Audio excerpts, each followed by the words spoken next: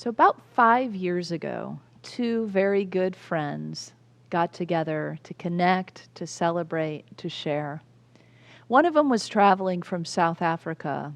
His health was not great, and he traveled all the way from there to the mountains of India.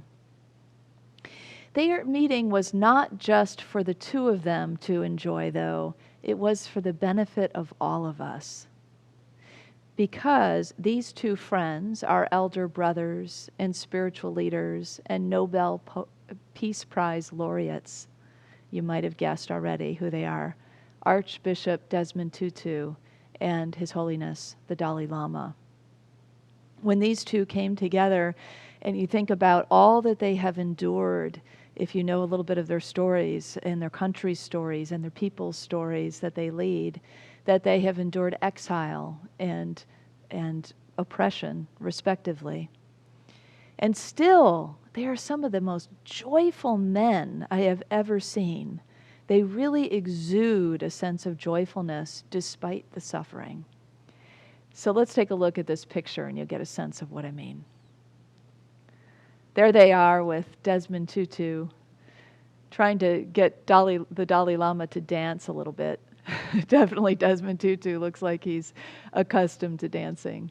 But I love that picture. It always brings me a lot of joy to see the two of them together. These really, we think of our spiritual leaders sometimes very seriously, right? So to see them just enjoying and really showing us how the walk of spirituality is actually a walk of joy. Ultimately, that's where we head. So during this 5-day gathering that they had it was the Dalai Lama's 80th birthday that they were coming together around, they talked about joy, the nature of joy, the obstacles of joy, and the 8 pillars, the spiritual supports that lead us into joy, that allow us to unleash that joy that resides within us. So today we begin our series, our 8-week fall series, with the first pillar. It's called perspective. Now, if anyone can help us through these difficult times, I think it's these two spiritual giants. And so we'll draw a little bit from their wisdom and their stories and certainly their 8 pillars. And I'll fill in, of course, as I feel guided along the way. When you think of these two, they represent Buddhism and Christianity and then so much more beyond that because they both have an inclusive view of spirituality and faith. And so too do we in Unity. Hence our namesake, right? And modeling that they do as divine human beings to show us how to move through difficult times feels so right on for where we are right now, to show us how to be bringers of joy, serious bringers of joy. So today, as we move into perspective, I want to encourage us to see how perspective can be shifting perspectives, can be fun and easy. It can be as easy as moving physically to see things from another view, and that allows a mental imprint to happen for us. I think of the movie Dead Poets Society. Remember Mr. Keating? He's the English teacher played by Robin Williams, if you saw the movie. And basically he's in a all-boys boarding school. It's a fictional school called Welton. The boys are high school age. And he's a really exuberant, engaging teacher. At one point he jumps up on top of his desk and he says, "Why am I standing on top of my desk?" And the boys are a little bit mystified, And he said, "I stand on my desk to remind myself to constantly look at things from another point of view." And then he invites each of the boys to get up on the desk and look around. Don't just get up there and drop down. Stand and look around and see how you can see things differently. This teacher was, of course, not just teaching English. He was teaching the fulfillment of life, the pathway to life, to open up our perspective, to see our choices, to feel into all the possibilities that are there for us, to find our authentic voice, and to listen to others as well. All of that comes with a slight shift in perception or a big shift in perception. So just as we concern ourselves with building immunity, a lot of people are talking about that right now during this pandemic, right? How do we build our physical immunity as a collective and individually? And we often think about that. How do we build our immunity, stay healthy, prevent any disease from coming our way? Well, physically, we put a lot of emphasis on that. But what about mentally? How do we build our mental immunity so that dis-ease is something that we can deal with if it comes our way? And a key way is by the ability and the habit of shifting perspective, of allowing ourselves to see things from a wider view, a longer view, a deeper view, any angle that is possible. In fact, the Dalai Lama suggests that we look at any given situation from 6 angles. He says, look at it from the bottom and the top, the sides. He says, look at it from the back and the front. And when we look at it in this way, in all these different angles, then the view of reality that we have begins to become bigger, and our response is more constructive. That was a big paraphrase, but it was basically that idea of the 6 angles. And so I'm going to focus on 2 views that I think are really key for us to hone in on. One is the expansive view. So in the expansive view, we take a wider look and we take a longer look. And in a deeper view. And in the deeper view, we pay attention to the details. We go deep, and including within. So let's unpack those a little bit more, those different views that will help us open up to greater joy. Our default position tends to be the self-centered view. The Dalai Lama talks about this in the Book of Joy. By the way, the 5 days that they spent together were recorded in a book called the Book of Joy. And the subtitle is, I don't want to misquote it, so let me take a look at my notes here. Lasting Happiness in a Changing World. And it was recorded along with Douglas Abrams. So in that time together and that recording of that time together, the Dalai Lama talks about how our default perspective is a self-centered one. And so it is from that default perspective that we tend to see and think that our vision is correct, right? We all know how that is when we get into sparring with one another and we think we're right, or that, we've got the right view or the right memory of the situation. But we must open up and recognize that we all bring a diverse angle, a diverse background. And this is part of the richness of the expansive view, the deeper view as well. When the world gets bigger, gets more interesting really when we go wide with our view, when we open it up into the wide angle. Think about the astronauts who report that when they glimpsed the Earth for the first time from that overview effect of our Earth home, that they never had the same view again. They didn't see their personal interests or our national interests in the same way ever again. Because in that view, they see the tiny, precious, beautiful ball that is our planet. And they see it in the realm of the whole cosmos. They see how small we are in a way, but how beautiful. And you can't see the national boundaries. It's just land masses, right? And ocean, and it's gorgeous, and it's misty, and it's got this sense, this shroudedness of mystic beauty to it. And so when we can back up enough away from those boundaries and those borders, we see things from a whole different viewpoint.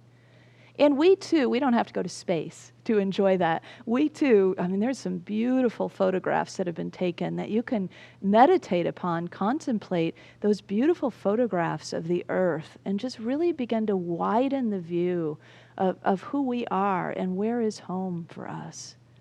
You can also, of course, close your eyes and in your mind's eye, just envision this beautiful blue planet and see it in all of its oneness. See it in its thriving as we vision in our Unity vision, in our Unity of Walnut Creek vision.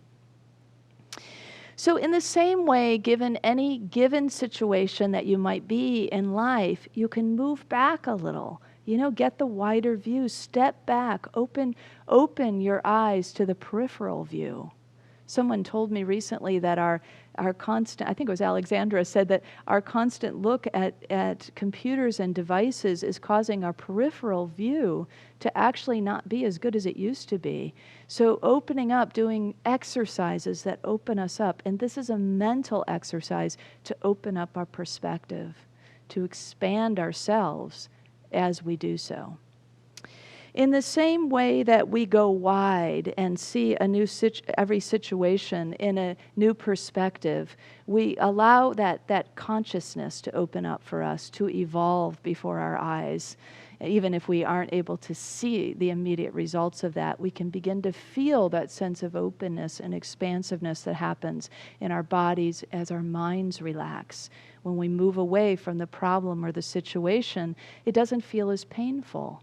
If we have a painful situation and we go, okay, I'm going to step back a little bit, and we give it a little bit of space, a little bit of breath, it shifts everything. We all know this from experience. It's just that we forget sometimes in everyday practice. So let this be our reminder to shift more often, to get in the habit of shifting more often. The wider view is also an inclusive view. It's but when we purposely take the wider view, it naturally includes more perspective, more people, more into the situation, more into the viewing, more into our mind. It allows things to move from that self-centered default position into a more neutral place where we can kind of witness the scene, take ourselves out for a minute and see it, or see it maybe from a bird's eye view or a God's eye view, that bigger picture, that overview idea. In that larger context, we sometimes will get an awakening how limited our perspective has been, how small and constricted it has been to think we are right, that we have the right way, that people who think like us have the right way. We get caught in that ideological clash so much in our world right now. Jesus implored us to take the log out of our own eye rather than worry about the speck in our neighbor's eye. So if you find yourself really focused on the speck in your neighbor's eye, take a moment to say, what can I do to shift my own perspective, to take out the judgment in my own eye so I can see more clearly, more fully, more truly? And it's understandable. We have been given a lot of falsehoods through our political leaders and misleading information and confusing information. And so it's frustrating for a lot of people right now because we don't have a place to rely on, but we do. We rely within, we rely on each other, we rely on the people. I think there's a great silver lining in this whole era of recognizing that a lot of the things that we just swallowed as full truth in the past, we've recognized, some of that naivety has fallen away and greater maturity has come into our intellectual evolution and our spiritual evolution. We have begun as people to trust our instincts more, to trust our intuition more and our own guidance more, not to just take wholesale something as truth. And it's not to make us suspicious or paranoid in any way. That's not the direction we want to go, but rather to look at the gifts that come when life unveils them in such a way. When the shadows are revealed, we have seen what good comes from that, as we have begun to see all the inequities in our society that some of us were at least partially blind to because we believed, we trusted authorities. And I'm not saying we shouldn't trust authorities, but the main authority, the highest authority is here, right? Is the authority within ourselves. So this process, this collective process, is a process of expanding our perspective so that we can grow spiritually. And we are, and we do. That's the good news. That's the silver lining. Inclusive views also allow us, well, it becomes more interesting, right? The view becomes bigger. It becomes, when we are inclusive of others, it becomes more intriguing when we hear different perspectives and we look from different angles. It's also true of an inclusive view, actually makes us happier. There have been studies, one by researcher Johannes Zimmerman, that says she found that people who use the terms I and me and mine more often experience depression than people who use the terms we and us and ours. So we and us and ours, those wider inclusive perspectives, actually bring us more happiness. Hence this pillar of joy. So as we move together, as we think about that wider perspective being an inclusive one, we walk together. Let's keep on walking with Jamie Lula. Take a little break and listen to this song.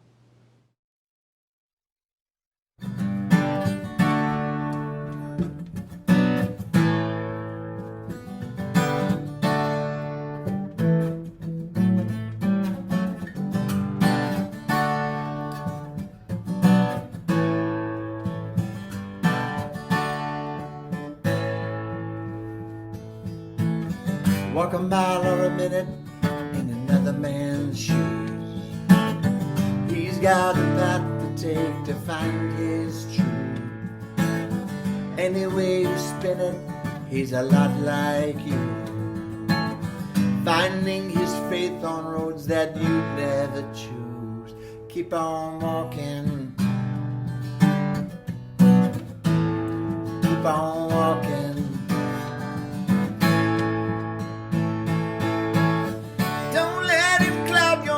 Love be your only mission always. Let go of the old condition. Let love be the only mission always. Keep on walking. Keep on walking.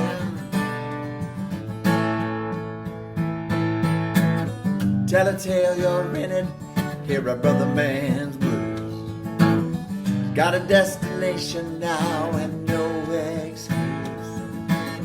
Why do you condemn it when it's not your own? You can't unsee it once the light has shone. Keep on walking. Keep on walking.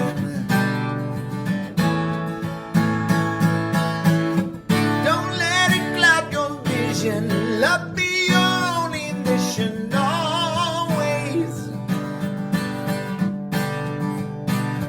Let go of the old conditions. Let love be your only mission always. Don't let it cloud your vision. Love be your only mission always. Let go of the old condition. Let love be your only mission always. Keep on walking. Keep on walking. One foot in front of the other, hand in hand, one with another.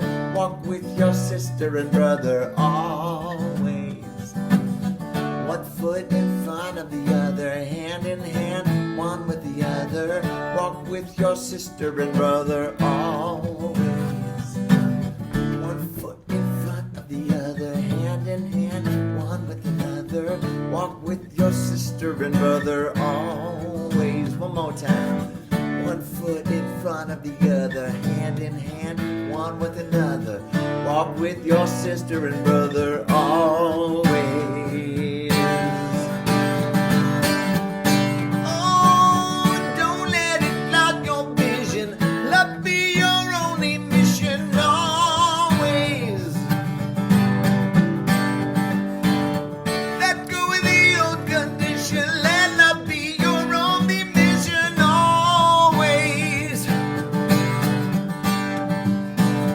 Don't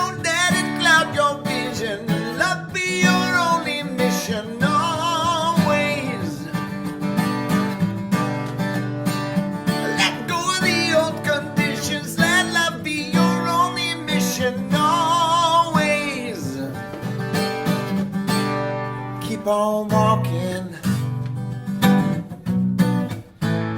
Keep on walking. Keep on walking. Keep on walking.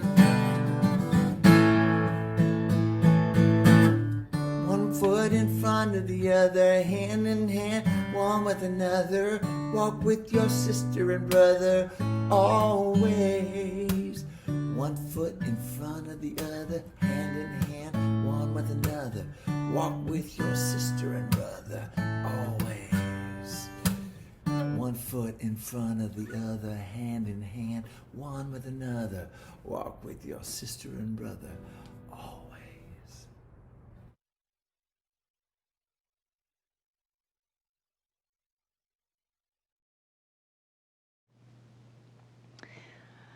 All right. Well, thanks to Jamie Lula for that song to remind us of walking hand in hand with one another. You know, when we collaborate, when we come together, we are better problem solvers. I'm sure we've all had experiences of that when we work in teams, when we allow the various perspectives to be heard. What we co-create together is better, is richer, is deeper, is more effective. It's like the proverbial elephant, you know, that if we're so close in, sometimes we can't see the whole picture. We don't even know what we're looking at. One person is standing right next to the foot of the elephant and they say, "Oh, it's a tree." And somebody standing in the back and says, sees the ropey tail and says, "Oh, it's a rope." And somebody else is standing by the ear and says, "Oh, it's a leaf," you know. And it's not until we begin to share those perspectives that we are able to put it all together. Oh, it's not a foot, it's not a tree, it's a foot. It's not a rope, it's a tail, it's not a leaf, it's an ear. Oh my gosh, it's an elephant. And we can all see that together. It's based on that ancient proverb of the 5 blind men that are feeling their way around the elephant, not knowing what they're seeing and experiencing. But when we are then that close in view, it's kind of like that until we begin sharing those different angles. Then we can solve our problems together or even recognize what we're looking at together in a bigger way, in a more understandable way. With the expansive view, we also go long. So if we expand out from this moment and we're going through a challenge and we say, well, how will that be in a day? Or how will that be in a week or a month or a year or a decade from now? Suddenly we recognize that, well, it's not such a big issue. It might not even be a memory anymore if we go far enough out. And it can become more manageable when we expand that timeline for ourselves a little bit. That long view really helps us see, as my first yoga teacher once said, you know, if we're infinite beings, what's the hurry? And it's always helped me sort of put it in that perspective, you know, when we get into that place of urgent evolution or urgent problem solving or whatever it is, to go, okay, let's just breathe into this and recognize and look with the long view, the infinite view. And in that view, we tend to move into vision, right? When we have the long view, we are able to vision into the future, look to the horizon, and see what we are moving into. Just like we spoke of Unity of Walnut Creek's vision today, you know, that vision that we hold, we envision a world that is spiritually awakened. We envision a world where all life thrives in conscious oneness. In that kind of world that we hold, you can hold that vision, you know, we can hold it individually. We can speak that vision and write it out and post it in our, you know, cars and in our homes and in our offices, or write your own and have that be the thing that it lifts up our eyes, but also when it does that, it lifts up our hearts. It lifts up our hearts into that faith-filled journey, into that hopeful journey of where we are headed, what it is that we see in our future in that long view. And there's also the long view that looks at impact. This is very much in the wisdom of the Native Americans who say, look 7 generations out at your impact. And so we consider then the impact of our actions from a long view, not from just, you know, this moment's gratification or this moment's use. It allows us to move from that consumer society, really, to begin to think, when we think about 7 generations out, the future of our planet, the future of people, the future of life. We might think twice about purchasing that thing that we're purchasing, or discarding that thing we just purchased, or what we invest in, or how we treat people, recognizing the impact that that has, even the feelings we hold, the prayers we speak, the ways that we move about the world. All of that has that ripple effect, that long-term impact. And so what we do in the short term, in the moment, makes a difference when we think especially about the long view. And then, of course, there's the deep view. So we've gone to the expansive view, the view of the wide, going wide and going long, but now we go deep.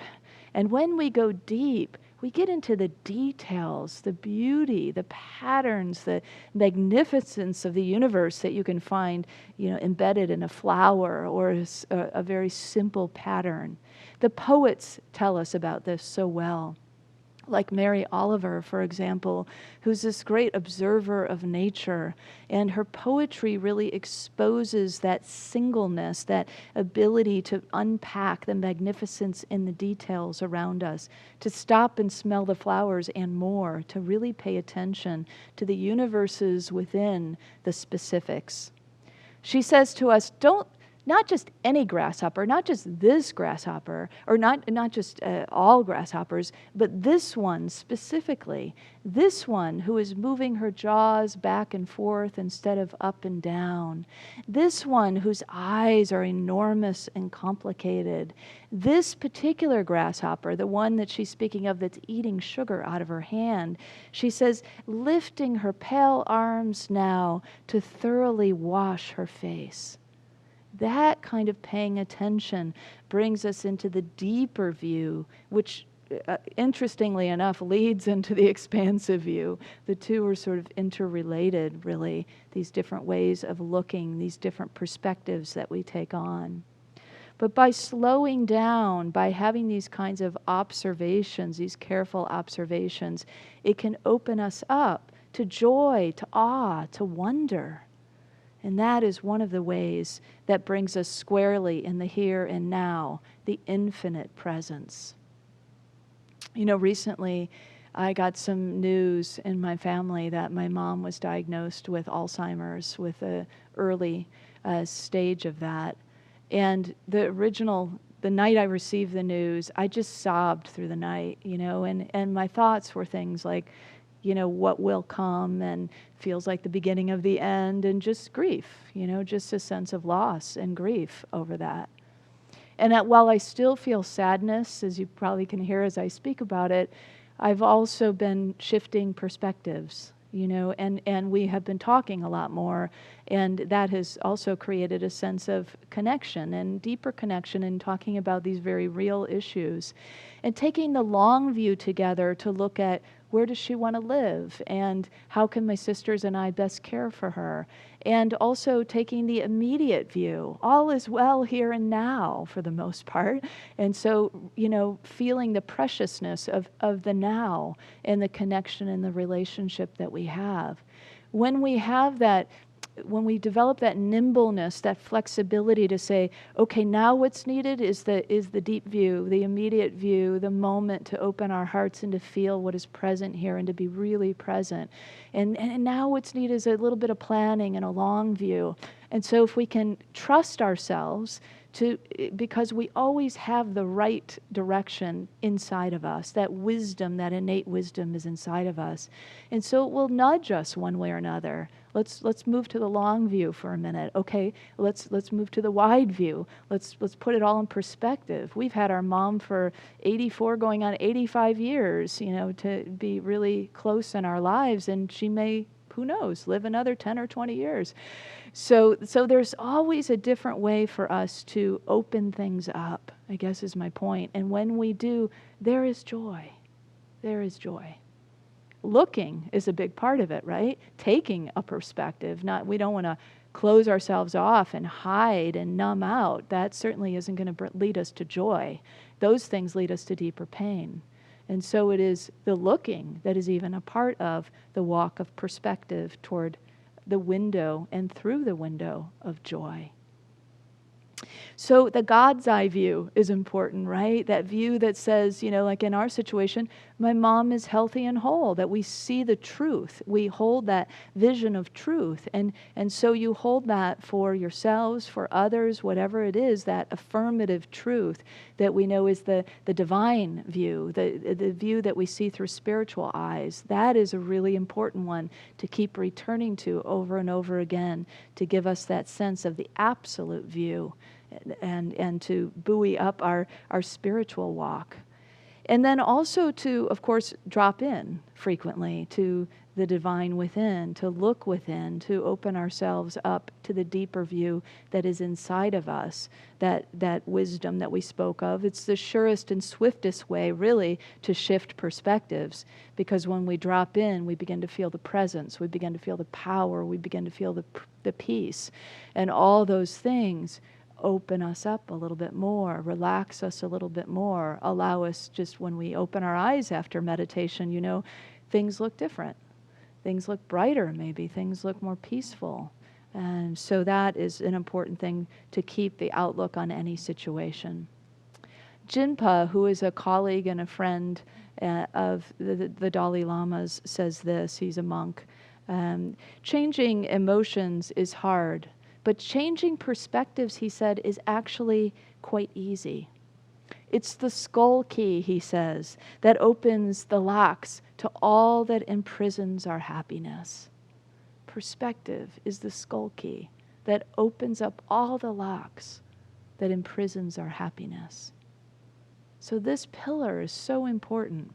We have the capacity to be both the poet who sees the deep detail and patterns and beauty and wonder and awe of the universe that takes us to joy through that direction. And we have the ability to be the visionary who sees the wider and the longer view, who opens things up and lifts up ourselves and our hearts and feels inspired by that vision that we hold from that view. We can deepen our connections in joy, in the here and now.